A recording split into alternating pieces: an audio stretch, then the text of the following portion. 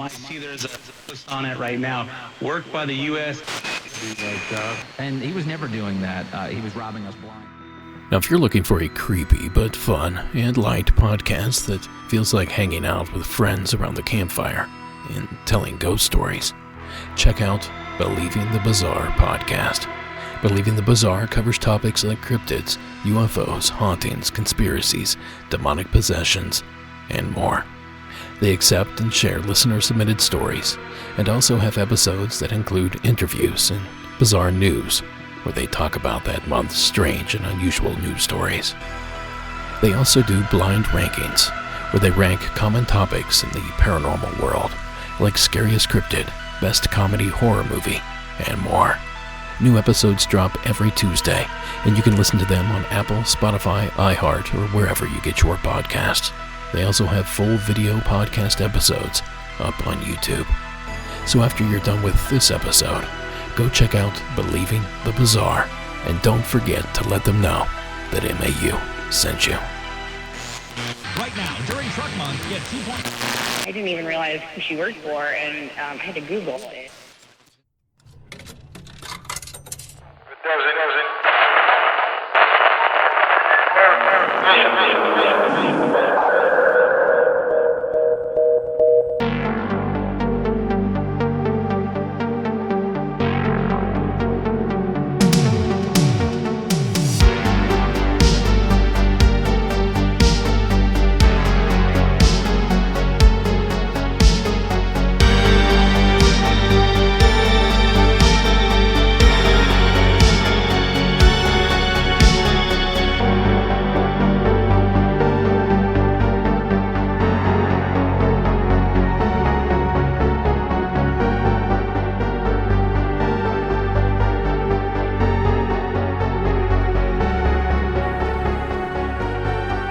Good evening and welcome to Monsters Among Us.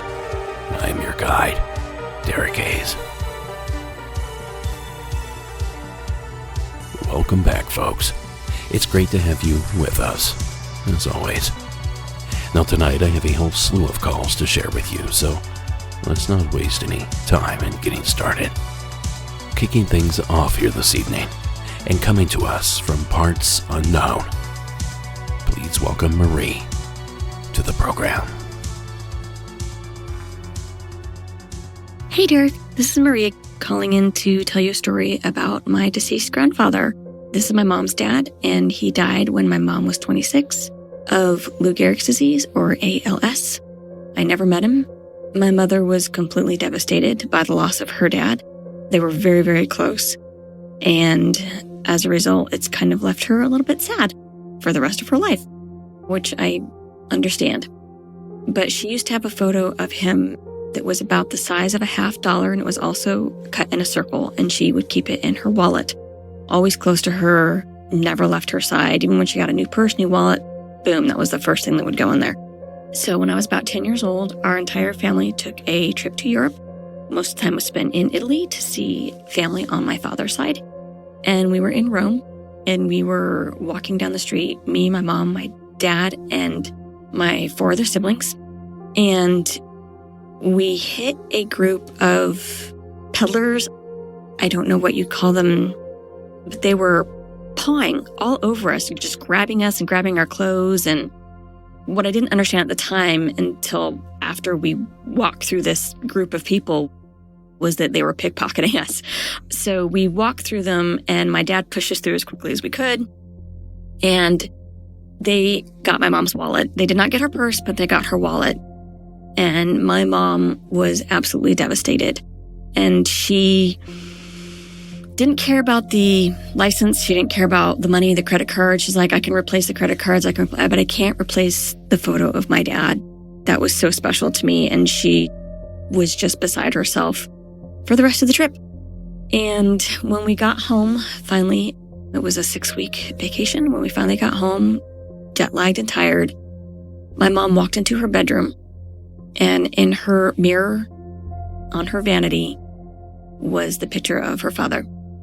Same circular picture. It's the same one from her wallet. And my mom just, gasped and pulled it out, and she started just absolutely sobbing. And I get emotional because I was standing there. She was absolutely sobbing, and she just said, "Thank you, Dad. Thank you so much." So I don't have any way to explain that because they stole the wallet. Apparently, I believe that my grandpa got it back to my mom. Somehow, I don't know how. I know that my mom did not take it out of her wallet. She wouldn't have taken it out, and she certainly wouldn't have put it in her vanity mirror. I know people stick pictures in their vanity mirrors and stuff. My mom just was not like that. She's very kind of formal and everything, had picture frames, and she just wouldn't have done that. So I think that was my grandfather's way of saying, "I see you, and I love you, and here's a picture of me." So, thanks. Talk to you later. Bye.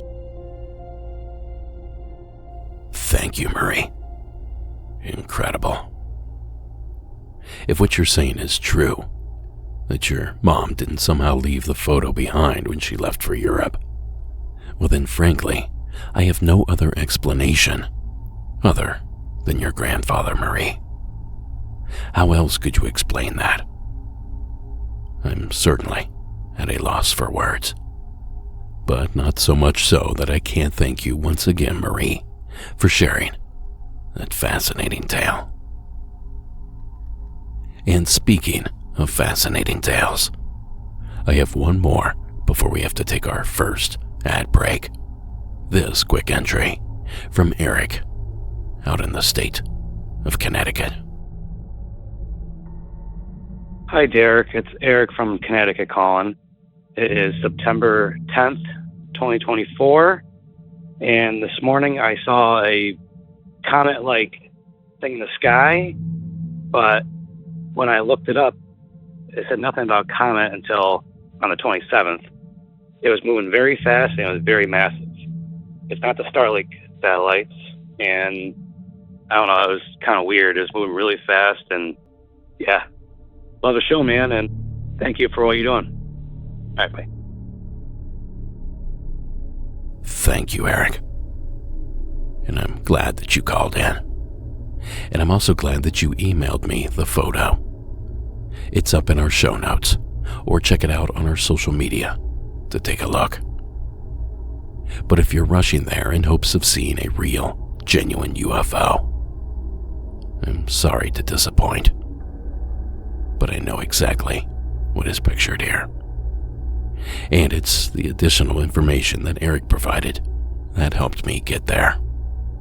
Living here in SoCal, I see sites like this all the time, and I instantly recognize them as rockets.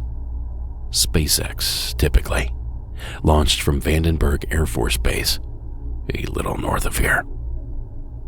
And the machines they toss up into the air up there, well, they look almost identical to what Eric described here tonight.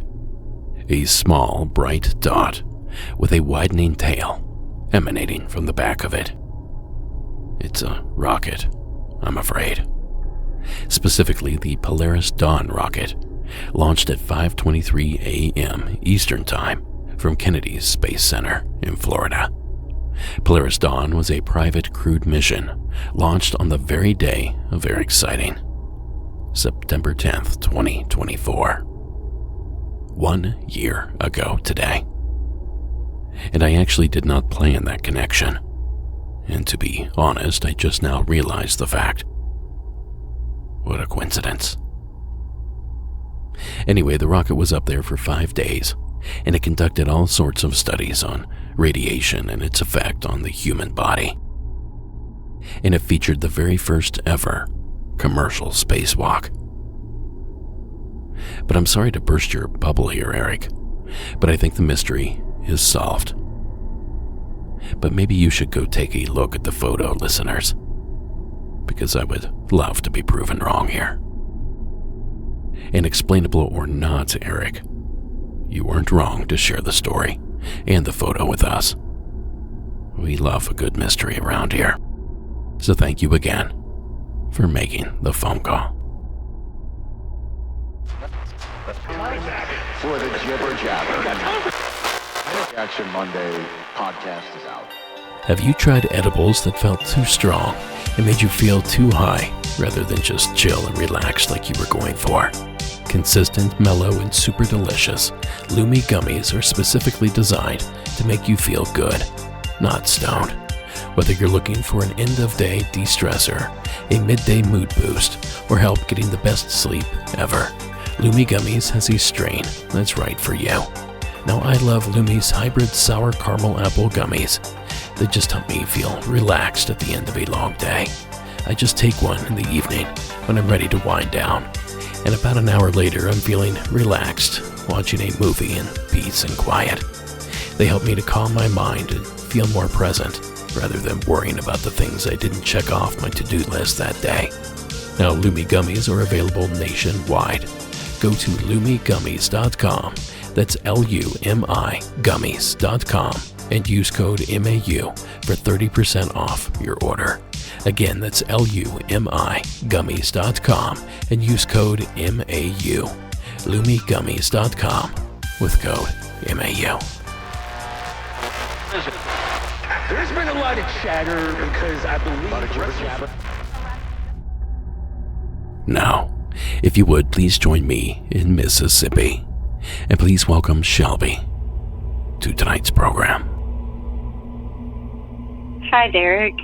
My name is Shelby. I'm from northeast Mississippi. Growing up, though, I lived in the Mississippi Delta, where it borders on to Arkansas, which is where this story takes place. This is my personal story. This happened in Helena, Arkansas, which is actually one of the many places where the Civil War took place. But anyway, this happened, I want to say I was 8 or 9. I was still having to have someone watch me during the summer. And the person babysitting me was probably about 15 years old. She was the daughter of a nurse that my mom worked with. And she was taking me back and forth to the different activities my mom had signed me up for that summer. And to set the scene, this was in like a double-wide trailer. So it was on a piece of land, just kind of out in the field, really. Not a lot of traffic. No neighbors that I remember either. But this was in the middle of the day, probably 1 or 2 o'clock in the afternoon. I was waiting for my mom to get off work around 4:30. So the way that you entered the trailer, you entered from the back and you would walk through the kitchen, and then it was open. The kitchen opened up to a big living room, and to the left were bedrooms, and to the right was a master bedroom. The couches faced towards the bedroom hallway, and so did a TV. So, of course, this is where we were sitting. I was sitting to the left on the couch, and the babysitter was to the right in a recliner, and we were watching television. So we're, angled towards the hallway, and all of a sudden, this manifestation of a man, I assume a man, in this black, dark cloak, enters from the left wall and walks 4 or 5 steps into the next wall and just disappears. This is the best description is Calabar from Halloween Town. The cloak, the kind of weird face even, it was just a silhouette.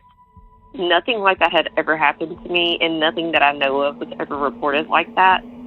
But I would like to say that this was a deeply religious family that was babysitting me, and I feel like there was also 3 teenage girls in the time of puberty and adolescence, and, that's a good time to play with Ouija boards. Now, that's just an assumption on my end, but I feel like when you're so strict in a household that things like that usually, are ventured into.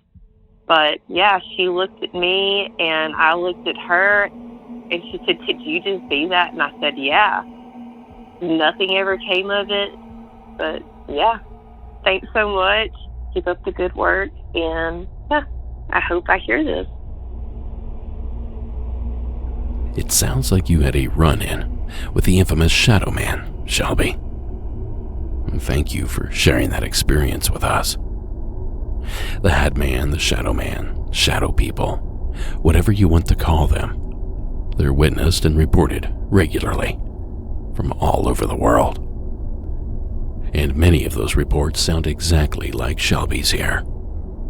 So thank you again, one more time, Shelby, for sharing. Walking from wall to wall is certainly interesting. I'm not sure what to make of that part. Now folks, if you have a story you would like to share here on the show, give our hotline a call at 888-608-NIGHT. That's 888-608-NIGHT. Or you can record your story as a voice memo on your phone and email it to me at monstersamonguspodcast@gmail.com.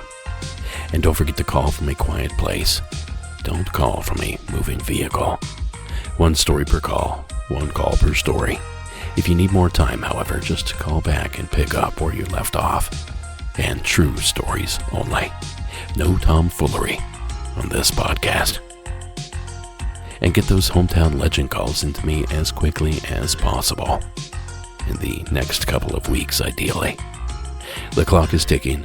The end of season 19 will be upon us before we know it. And lastly, if your young one has a story they want to share, have them do so on our sister show, Monsters Among Us Jr. That phone number is 833-MAU-KIDS. And you can email us at monstersamongus.jr@gmail.com. New episodes drop every other Wednesday. In fact, one just landed today.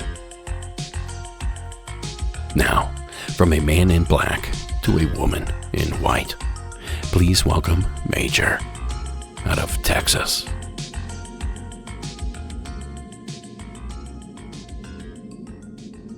Hey Derek, my name is Major. I live in a town called Anna, Texas. It's an hour north of Dallas. And one night, it was storming really bad. I was in my room. I had just moved into this house with my roommates. They were also my coworkers where I worked at. And I just moved in and I didn't have anything on the walls. So I ordered a tapestry and I got it in and I was hanging it up one night, right? I was by myself and I had my door open. 2 of my roommates were at work and one of them was asleep in his room. So I was hanging on my tapestry and I had the thumbtack. I was putting it in the wall and I dropped it by my bed. So I reached down and I grab it. Right as I grab it, I sit up and I turn around. Just had this weird feeling. I turn around and I see in my doorway there's this woman. She's about as tall as my doorway, so probably about 7 foot tall. She had a long white dress on, and she had it looked like a veil over her face. It was either a veil over her face or I just couldn't see her facial features. It's one of those two. But it's like when I turned around with her, there was like a string attached to us. So she turned and walked out of my door frame, and it threw me off because I was like, there's no one home, and I called out to my roommate. I'm like, hey, what are you doing? You trying to mess with me? I thought he had like a blanket over his head, the whole ghost boo-hoo stuff.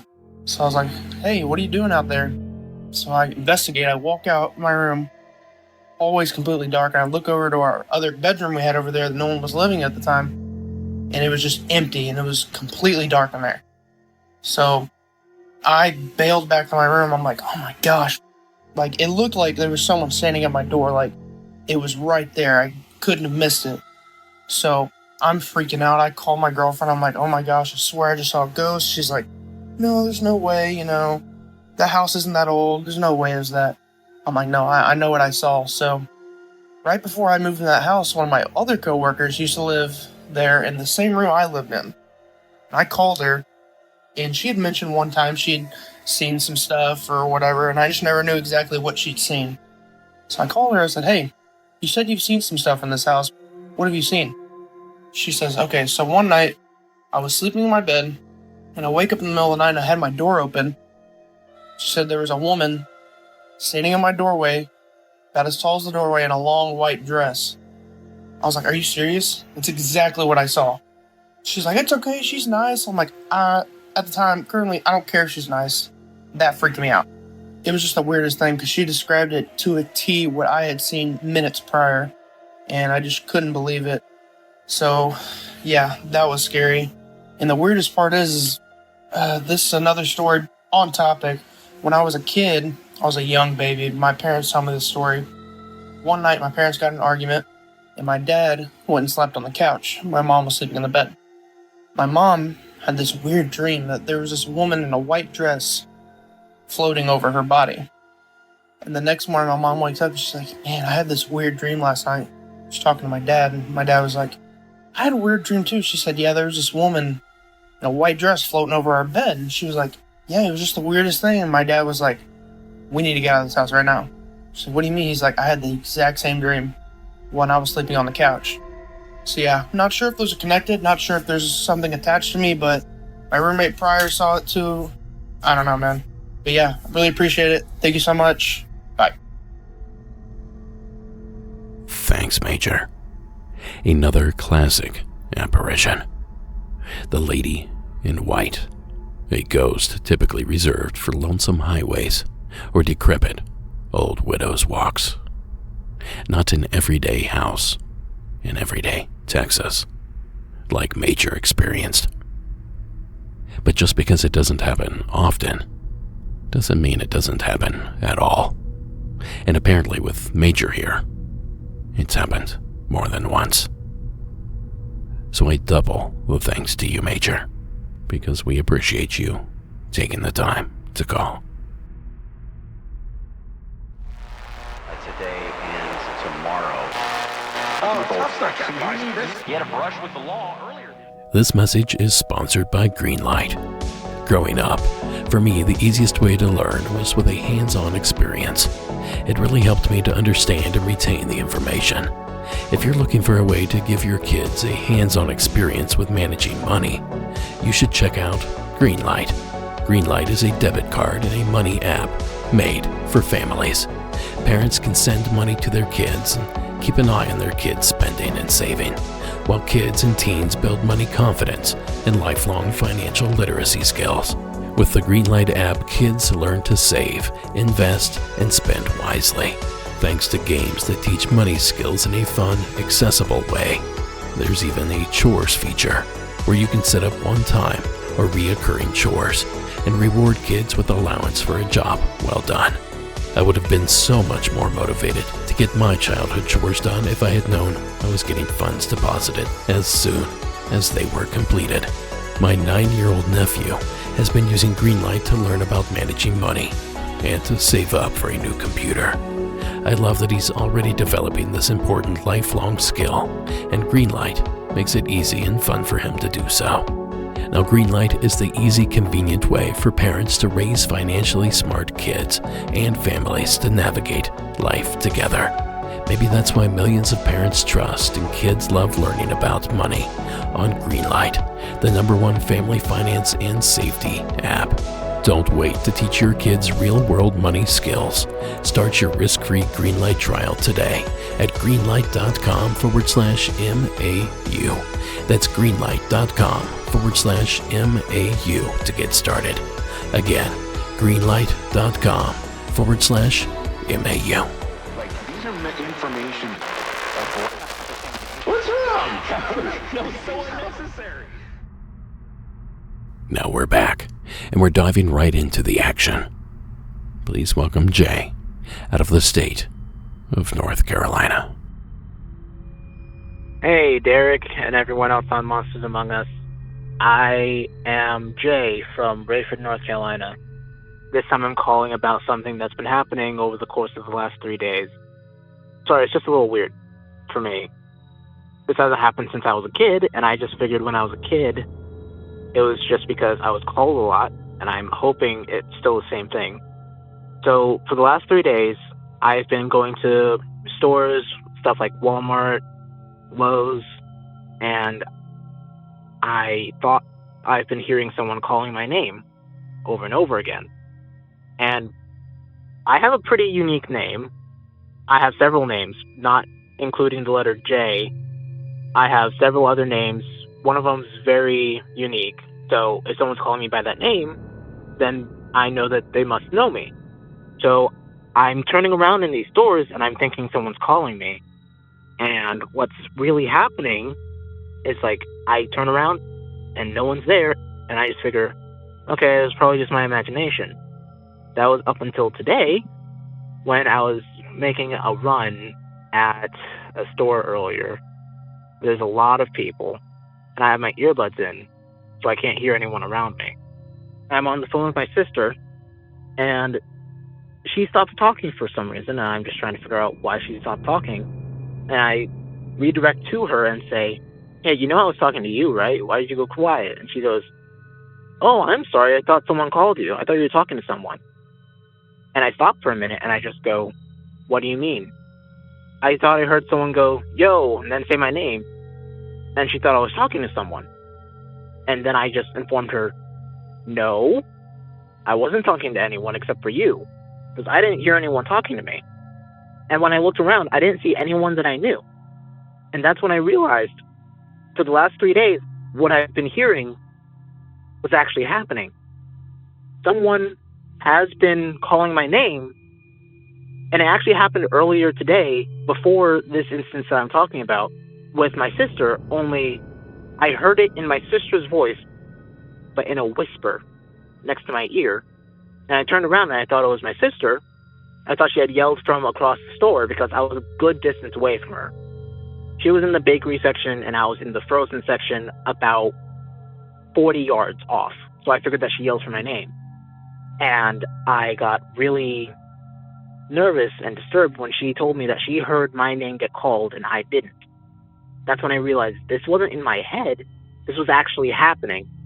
When I told her this, she just said, this kind of stuff is normal for my family at this point. Why don't you just get a cleansing? And it's just like, we have so many issues with hauntings and ghosts and creatures and UFOs that's her first reaction, and that was normal for her to say.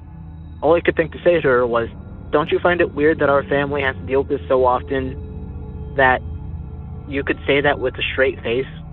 And she goes, no. Anyways, thanks for having this platform. Bye-bye. Thank you, Jay. You know, I guess some people just aren't fazed. Or as I've come to realize over the years, sometimes those folks are so petrified of the activity that they pretend that it doesn't bother them, putting up a strong front, so to speak. Now, of course, that's not to say that that's the situation here, Jay. Just a trend that I've noticed over the years. Because sometimes people are also just super brave and unaffected by stuff like this. So regardless of the situation here, this is awesome stuff, Jay. And we thank you again for sharing. Now, folks, if you haven't yet, please head on over to our merchandise shop. Poke around and see if there's anything there that you might like. MonstersAmongUsPodcast.com, and click the shop tab to take a look. It looks like all those pre-ordered hoodies are moving along nicely, and I will have an announcement about those coming up here soon. But in the meantime, again, visit MonstersAmongUsPodcast.com and click the shop tab.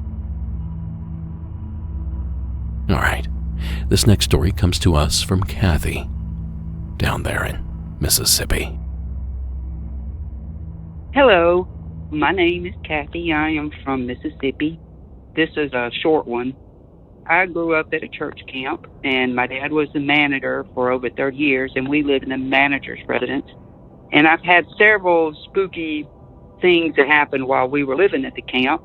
But this one time that I'm talking about today is I was probably a senior in high school, so it had been 1982, and I was sleeping one night, and I was dreaming, and I was dreaming about a birthday, and in the dream we were counting, and I don't know what we were counting, but we were counting. So we were counting, I think we were probably up to 8, 9, somewhere around in there, and I woke up, and I was still counting out loud, and I was on night 9, 10, and I just kept counting, and I realized that what I was counting was my bed was shaking. It wasn't shaking fast. It was shaking kind of slow, but it was squeaking, and I was counting the squeaks in my bed, and my bed was slowly shaking. And when I realized what was happening, I stopped.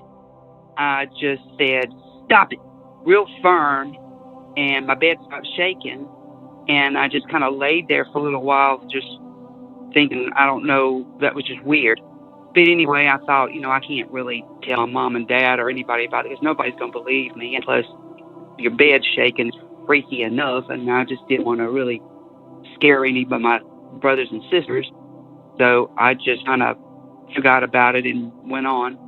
So anyway, several months later, I moved out from home, and my sister moved into my room. And one time, I came home or something, and my sister that had moved into my room said, "Hey, did you know that your bed shakes?" And I was like, "Yeah," that it did it with me, and that was the only time I've ever had anybody say anything about my bed squeaking. But anyway, that is my story, and I'll call back with another one. Thank you. Thank you, Kathy.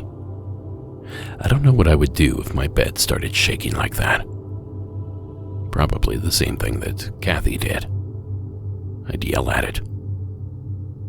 Hey, it seemed to work for her.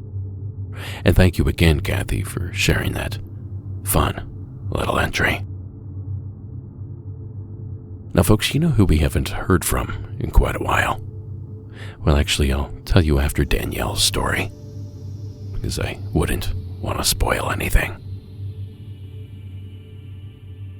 Hi, my name is Danielle Duros. I lived in Fairfax, Virginia at the time of my sighting.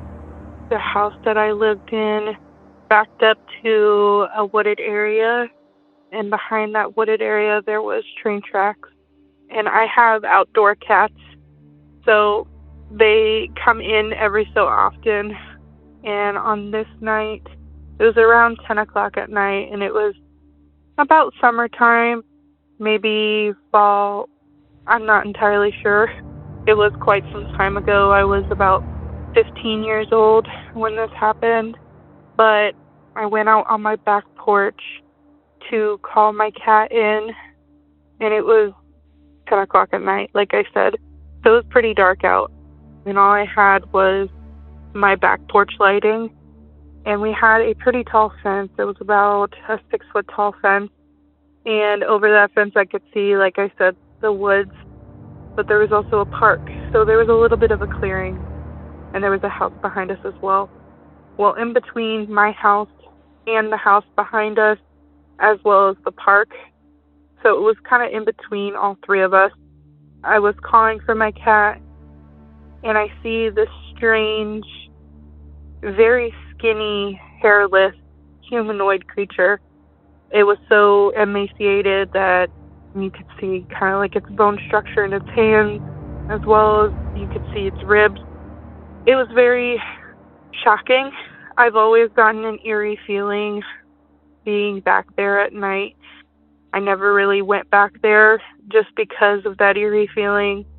There was just never really anything right being back there, but all I remember was me seeing it and screaming, and it stood up, and I ran inside and got my father, and I started hysterically crying because it was just such a scary experience.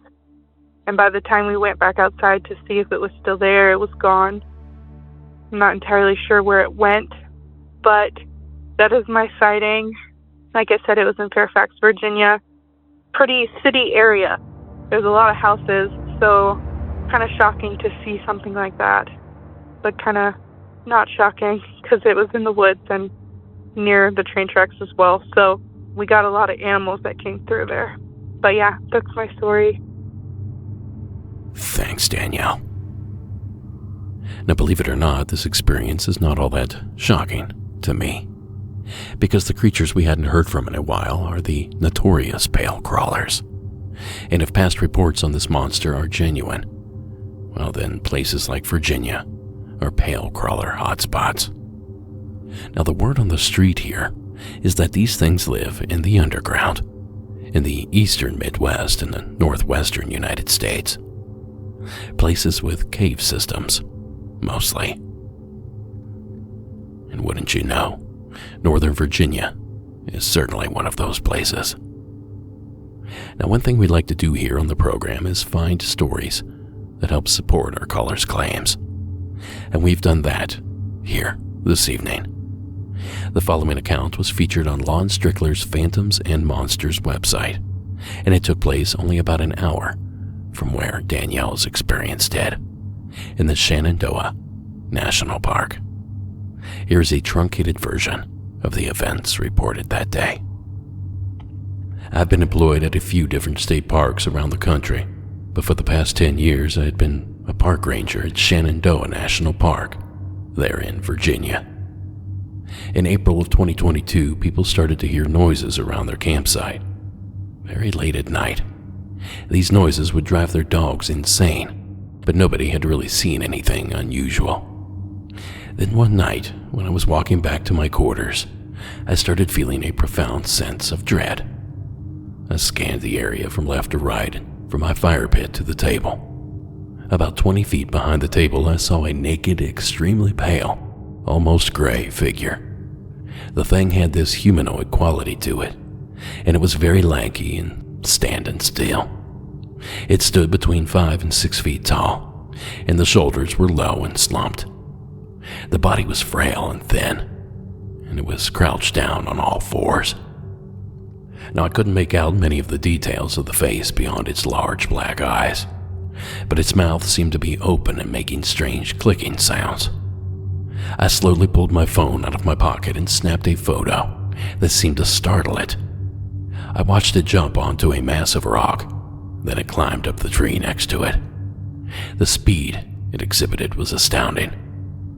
I ran like my life depended on it, the rest of the way to my door. Now, before you ask, there is no photo. Apparently, it was too dark to actually make anything out in the image. But the other details were spot on, and this witness described the creature making a clicking sound with its open mouth. Something I can't help but wonder might be a demonstration of echolocation, just like a bat. Now, I really enjoy stories like this, Danielle, so thank you so much for sharing it. Though something tells me you didn't exactly enjoy the experience yourself. And after hearing what I just heard, well, I suppose I can't blame you. Thank you again for taking the time to call. Now, folks, I have to take another quick break, but when I return, I have a Civil War ghost to share with you. Don't go anywhere. I'll be right back. Curious all around town.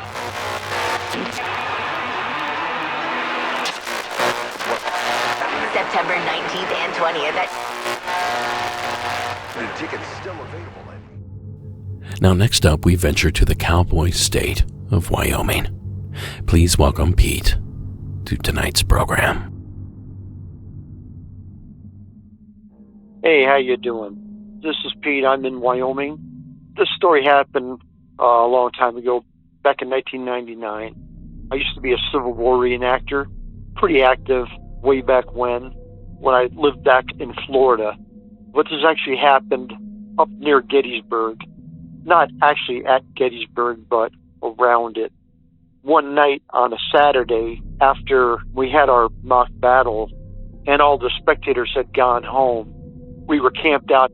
The reenactors had our tents, what they call company streets, and all our tents were in rows. We were all pretty much done, and I had to use the porta-john, and ours were taken, so I had to go use the Union side because I was a Confederate. And what separated us from them was this big red barn. So I had passed one of our sentries, and he said, yeah, theirs is on the other side of the red barn. So he goes, okay, cool. So I had gone around the red barn and, done my business, and I had exited the porta-john. I noticed it was like a Confederate officer, and he was just waving to me like, come on, come on, come on. Wasn't saying anything, and I go, oh, wow. And first thing that I thought was maybe somebody was messing with my tent, my camp, or maybe something was really happening bad. So I kind of got my jacket, put it on over my shoulder. I kind of ran to him, but he had ducked around the barn. So I rushed around the barn, didn't see him, and I cleared around the barn and got to the sentry, and I go, hey, where'd that officer go? Where'd that guy go? And they go, what guy? And I go, didn't you see him? And he goes, "Hey, bud, you're the only guy that's come through here." And I looked around and didn't see him. And I kind of quickly got back to my tent, and nothing was wrong, and kind of gave me like a woogie feeling, like, woo. And every hair on the back of my neck stood up, and the hairs on my arms stood up. And to this day, you know, I've talked to people about it, and they're like, you know, we don't know what to think. From 99 on, I've run this scenario through my head, and I was thinking, you know, was it a ghost? Was it maybe a little time portal? You know, was this some offs from way back when? Did he step through a door unknowingly, like ushering me on like he needed help? You know, what if I had caught up to this guy?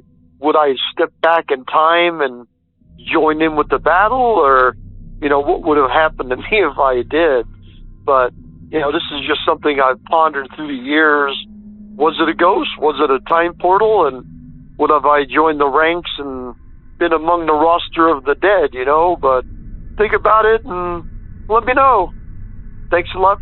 Hope you guys have a good day. Bye. Thank you, Pete.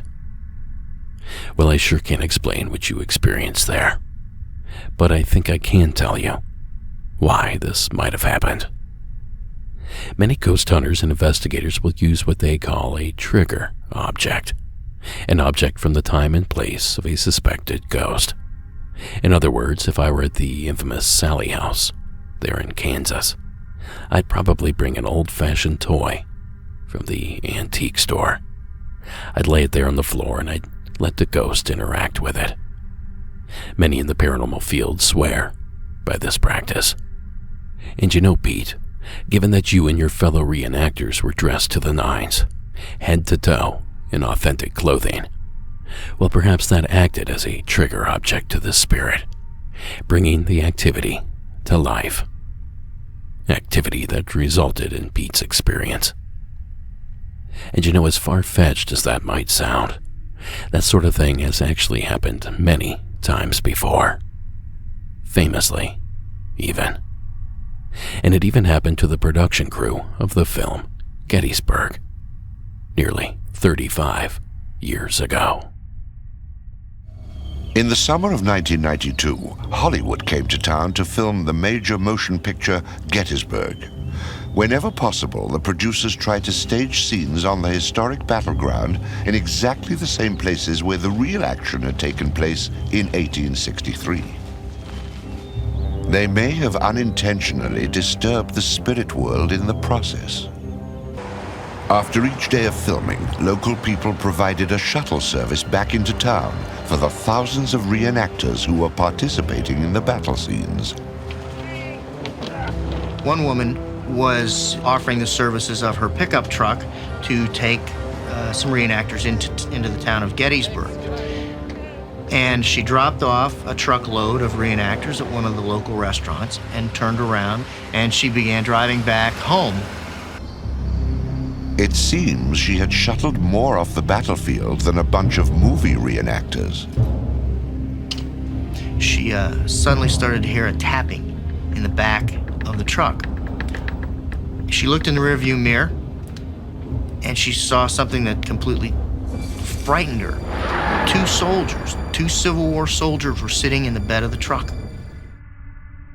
Now that clip pulled from the classic television program, Haunted History. So that's my guess here, Pete. And I provided an example of something similar happening to others in your position. But outside of that, we know that entire area is supernaturally charged. So an encounter like this really shouldn't surprise anybody. But surprised or not, we thank you again, Pete, for taking the time to share your call.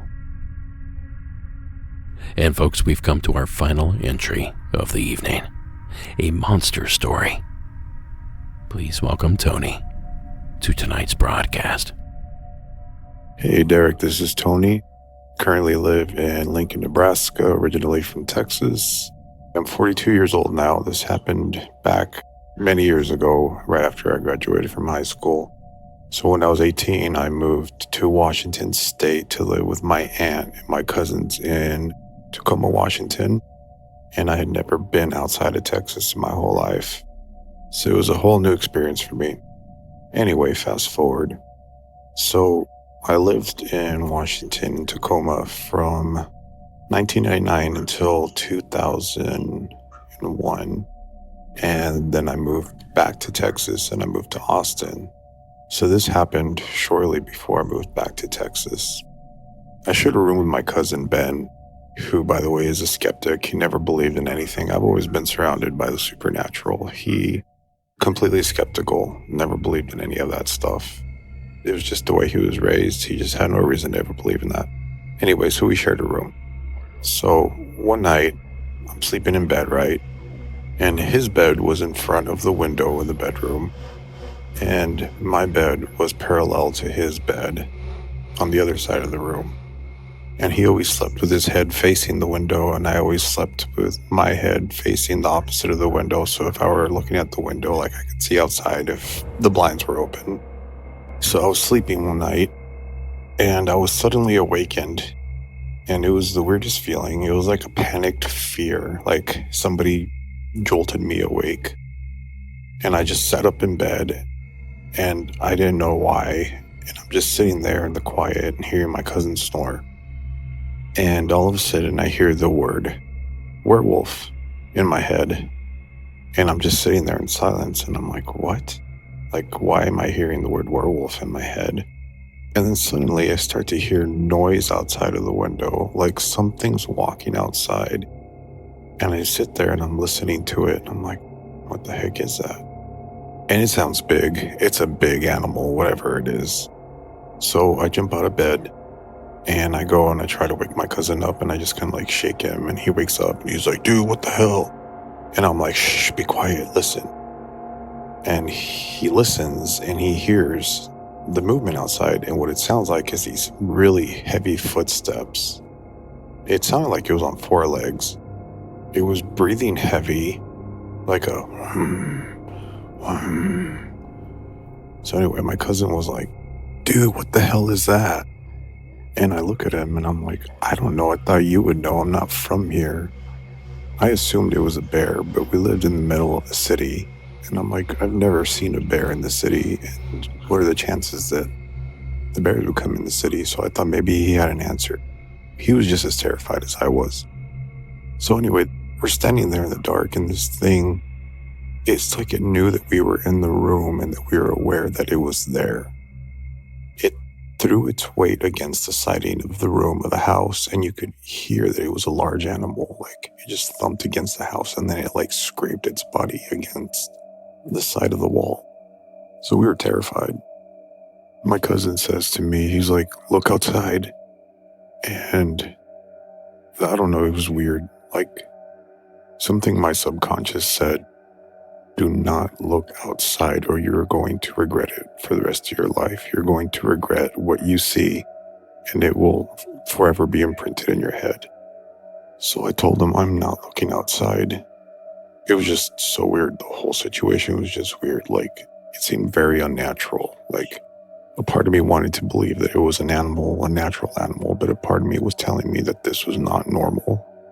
So I whisper to my cousin, I say, hey, let's go to the opposite side of the house where the back door is to the yard, because that door had a big glass window on it and the porch light was on. And I said, maybe if we go back there, we can look back there to see if we see anything.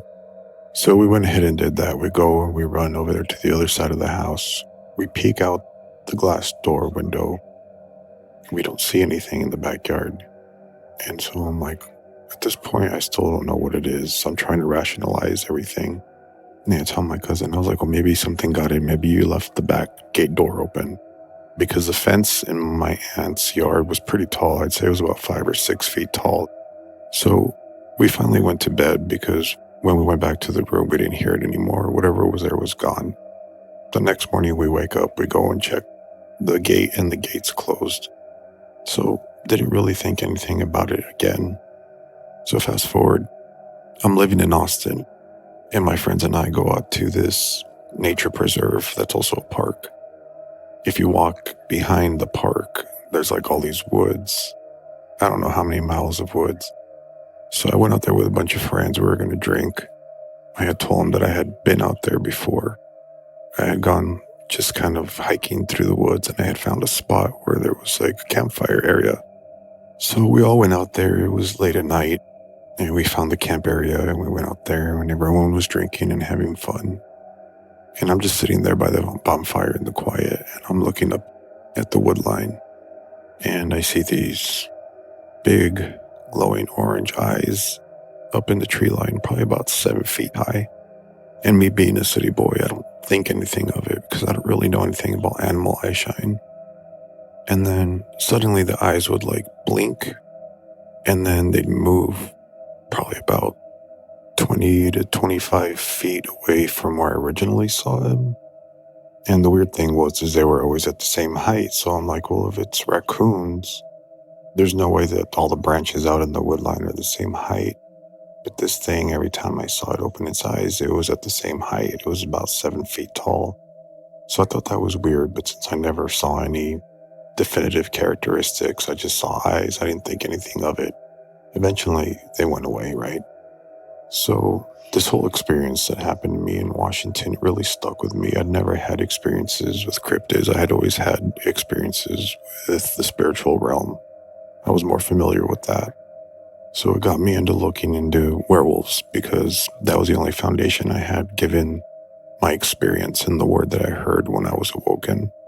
Started looking into werewolves, didn't really match, and in doing so I came across the Dogman. My whole experience was very familiar to many other people's experiences.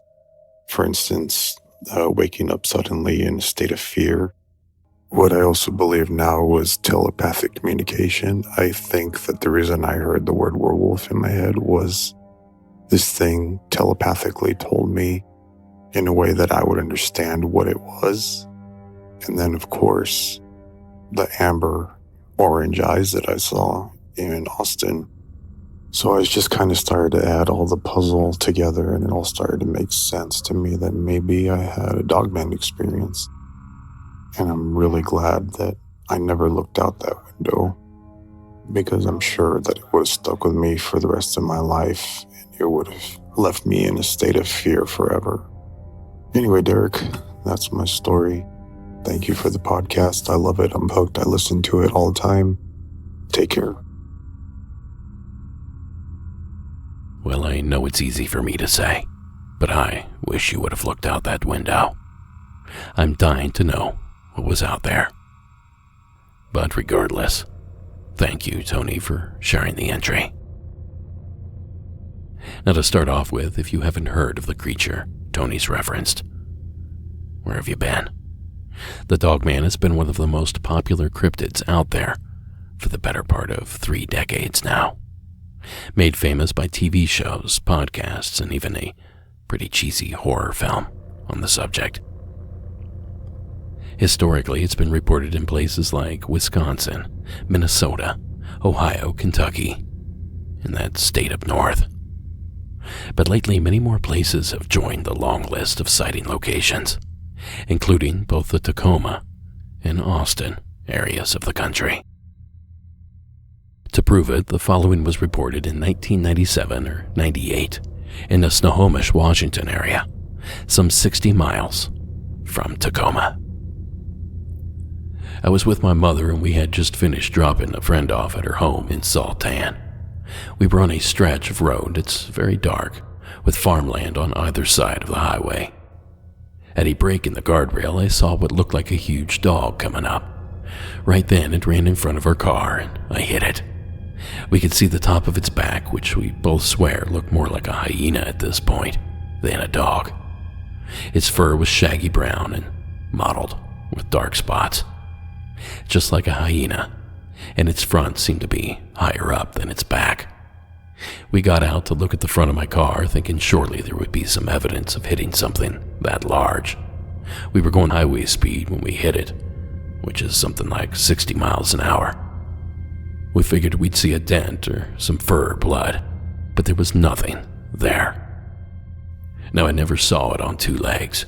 It ran on all 4s. But there was something so calculated about the way it came up to the highway and looked at our car, and ran in front of it. And then there's this eerie encounter from Fredericksburg, Texas, some 75 miles from Austin. On June 27, 2020, I was driving back to Austin, Texas. I had taken 290 East off I-10, and it was about 11 p.m. When coming up over a hill, I picked up a pair of yellow almond-shaped eyes off to the right. As we got closer, my headlights revealed a large creature, and what I thought at first was a wolf. It was on all fours and in a crouched defensive posture, about 20 feet off the roadside. It had its head down and its front legs were bent, but it was still taller at the shoulders, 3 to 4 feet, than its rear. It had a triangular head with pointed ears and a short tail. It was broad across the shoulders with narrow hips and a long neck. Now the coat on this creature was heavy and bushy, below the neck and on the front legs, then tapered off toward the rear with the short tail being bushy. It never took its eyes off us as we went past it, and it maintained the same posture, which I thought was unusual, because I expected it to turn and run back into the tree line. Now both of those stories are courtesy of the North American Dogman Project, and the full reports can be found in our show notes. But you might have noticed there was an element missing from both of those experiences that seemed to be prevalent in Tony's. It would appear that on more than one occasion, whatever it was lurking outside Tony's window was doing its best to communicate with him. Telepathically, even. And when I heard that, I thought to myself, I know I've heard this detail before. So I went digging. And when you're researching Dogman, there's only one place you should go. Well, one lady you should go to. The late, great Linda Godfrey and her series of books on the subject. If it's Dogman related, Linda knew about it. Now, I happen to have many of Linda's books here on hand in the studio, so I thumbed through them a bit, hoping to find some connections between Dogman and telepathy. And my hunch was right. I found a few mentions here and there, but nothing really worth sharing here on the program. Outside of this brief mention on her brilliantly titled book, Monsters Among Us. She lists a series of coincidences she found between 33 Dogman encounters. Case summaries, she called them. And she found that only 2 out of the 33 involved some sort of telepathy. Now, sadly, I did not have the time to track down those 2 stories, but they're now on my radar, and eventually we will circle back to those. So coming up short on examples, I decided to take another approach, which is to explore whether or not telepathy between a human and, whatever the hell this is even possible. And for answers, I looked to a controversial scientist, a seasoned parapsychologist, and published author, Rupert Sheldrake. Now, Sheldrake has conducted several experiments and done extensive research on the psychic link between pets and their owners. Here he is talking about his work on the Commune podcast. About 50% of dogs are going to the door or window when their owner's on the way home. And the people at home know when the absent person is coming because the dog tells them, basically. Obviously, this could be a routine thing, but in many families, it's not routine. People have non-routine lives, and the dog tells the people at home when they're coming. And it's not just hearing familiar car sounds. We did experiments with people coming in unfamiliar vehicles or on borrowed bicycles and things. Dogs still do it. So in our experience, we filmed the place the dog waited, had people come at random times by unfamiliar means of transport. And over again, the dogs waited when they were on the way home. You can see it on the film, and this can be evaluated by a third party. So it provided clear evidence they were responding to the person's intention to come home. Okay, so let's pretend now for just a moment that old Rupert here is right. And based off some of the stuff I've seen with my pets and other people's animals, he just might be. but he claims that the ability here is genuine. And if that is true, that means it should be possible for whatever this thing was to communicate with Tony as well. And boy, did that creature make good use of it. Sending the signal of a werewolf, and then telling young Tony not to look out the window. Full disclosure, I think I would have looked. But a huge thanks to you, Tony, for sharing this story. I love a good Dogman tale. And you, sir, delivered. Now, folks, that's going to do it for this episode. At least for the most part. Now stick around to the end to find out what for the most part actually means. But for now, Monsters Among Us podcast is written and produced by me, Derek Hayes. Copyright Red Crow Media. Additional support is provided by Sarah Carter Hayes, Delaney Bowers, and Connor Ryan. All media used in this production is done so under the protection of fair use. Be sure to give us a like and follow on our social media accounts. Give us a like and follow on YouTube. Leave us a rate and review wherever that sort of thing is possible. And be sure to join our Discord server. Now, folks, don't forget that every Saturday evening at 10 p.m., you can catch the show on the UNX Digital Network. Just visit unxnetwork.com to tune in. And finally, this evening, tonight's score was provided by Iron Cthulhu Apocalypse, Co.ag Music, and Carl Casey at White Bat Audio. Now, folks, be sure to watch our film Shadows in the Desert, High Strangeness in the Borrego Triangle. Go to borregotriangle.com to tune in. And it looks like we're going back to Plan B for you international viewers, a streaming party on Discord. As of right now, we're penciling in the date for the first week of October. Now, this viewing will be free to anyone around the world, and I'll be there answering questions as the movie runs. Some more info to come as we iron out the details, but a huge thank you to everyone for being so patient. It is incredibly difficult to get this film to you without violating contracts or copyright laws or restrictions, and I'm hoping that our little experiment will go off without a hitch. And lastly, join us on the Beyond. Visit monstersamonguspodcast.com and click the Patreon tab, or just stick around to the very end of this production. But for now, the ends keep it spooky, and you have yourselves a good night.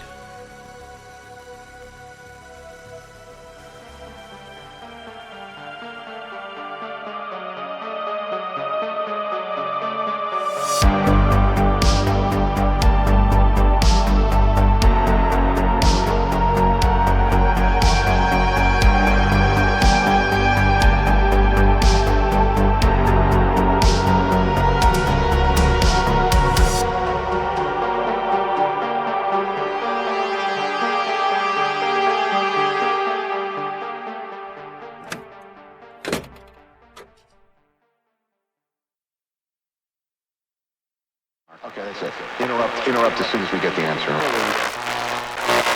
Turn full college tuition policy for though as it passes north of the island chain. Now, tonight's secret story comes to us from Texas, and it comes to us anonymously. Hey, so I'm anonymous from the west side of Dallas. This happened February 2nd, 2025. Me and my husband are outside. Our eyes are always in the sky, and it was about 9 or 10 o'clock at night, and I see like a little orb in the sky.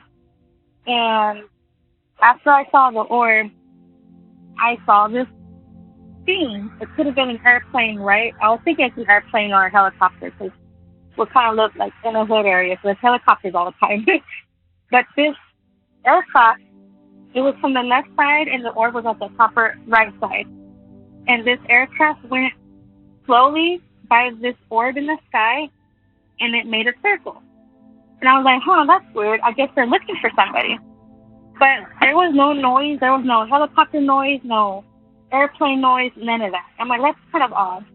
And then I'm looking at it again, and there it goes again. It makes a circle around the orb. This time, when it made the circle, the orb disappeared. And I told my husband, that's weird. And he goes, no, you're just seeing things. I go, no, I'm not just seeing things, right? And so the aircraft that made the circle went back to the left side. And I forget about it, it's whatever. And so 5 minutes later, 10 minutes later, I looked back up, and that aircraft thing, UFO, whatever, it was still at that same spot on the left side in the sky. And I told my husband, look, it's right there again, and it's still. It looked like it was hovering. So me and my husband are looking at this thing in the sky, and it wasn't a plane, because planes, the wings have, the colors on them and stuff like that. No. We started seeing lights appear. The lights were horizontal. And one by one, like if it was a window, like if someone's turning on a window, like in a home or something, it was like that. Each light turned on by itself. It was horizontal lights, but it was turning on one by one. And then I'm like, oh my God, like we started freaking out. Like, look, they're horizontal lights, planes and stuff aren't like that. We saw about 5 or 6 in a line. And then I'm like, you know what, I'm going to talk to it. So I start to say, hey guys up there, if y'all can hear me, can you change color again? Because I always ask it to change the color. And sure enough, when I said, can you change to the color blue, the craft, all the lights, one by one, turned blue. I go, okay, thank you. Can you turn the color red? All the lights again turn the color red. So I'm like, okay, they can hear me. Like, I'm communicating with whatever is in that craft, whatever. Like, they can hear me. And so me and my husband, we were bugging out, and that's so cool. And, we just called it a night because we were just staring at the thing. And then my husband went outside around 12 to go smoke a cigarette, and it was gone. So, yeah. I've been having UFO or whatever's in our universe or in our skies right now. It's been listening to me and my husband, and we speak to it telepathically, and they change colors, the color that we want. So I think it's pretty cool, but I kind of want to know what it is. So yeah, thanks for listening. Have a good day. Bye. Thank you, caller. Your experiences sort of remind me of a documentary I watched once. It was called The Man Who Sees UFOs, and it's about a sensational character named Cristo Rapallo, who not only sees UFOs on a regular basis, but even films them and communicates with them. Now, I've linked to it in the show notes, and you can rent it for like $2 on Amazon. It's a wild ride, for sure. And if your situation is anything like his, caller, well, then your story is just the tip of the iceberg. Many thanks, caller, for taking the time. And thank you again for closing us out here this evening. Because, folks, this is the point in the program where we venture beyond the after show we put on each and every Thursday, except when we don't have power or the internet. But I told you that I would make up that absence here tonight, and I aim to do so. I have several calls lined up here this evening, and if you're not a Monster Squad member, you're going to miss them. So if you want access to this bonus content, all you have to do is support us on Patreon or Apple subscriptions. Just visit monstersamonguspodcast.com and click the Patreon tab, or search us out on either of those platforms. $5 a month will give you at least 4 after shows and at least 2 hours of bonus content every 30 days. And it's all ad-free. Also, you can test it all out for free using either platform's free 7-day trial. So you have absolutely nothing to lose. See what the fuss is all about. And hear calls like this one, also submitted anonymously. This time from the state of Georgia. Hey, Derek. I'd like to remain anonymous for this call.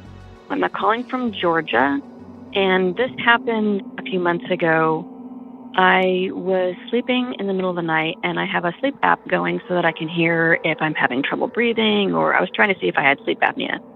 And in the room behind me, against the wall where my headboard is at, my daughter and son-in-law sleep in that room. And so earlier in the evening, I heard them. They'd been making noise. They were playing some board games and kind of laughing and making noise, but I figured, whatever, just let them play. And then when I went to bed, it had kind of quieted down. And then I heard like a banging sound, like a knocking sound. And I thought, okay, they're like roughhousing or whatever. They're playing around again. So I knocked on my headboard to like, hey, quiet down. The next day I get up, I'm like, what the hell are you guys doing? It was so loud in there. And they both looked at me and kind of froze, and they were like, that wasn't you? And I said, well, I knocked to like quiet down. And they're like, but the knocking before that. And I said, no, that was you guys, right? And they're like, no, that was not us. And they said that it sounded like it was knocking, but it was coming from the window. And I'm like, well, that's weird because we're on the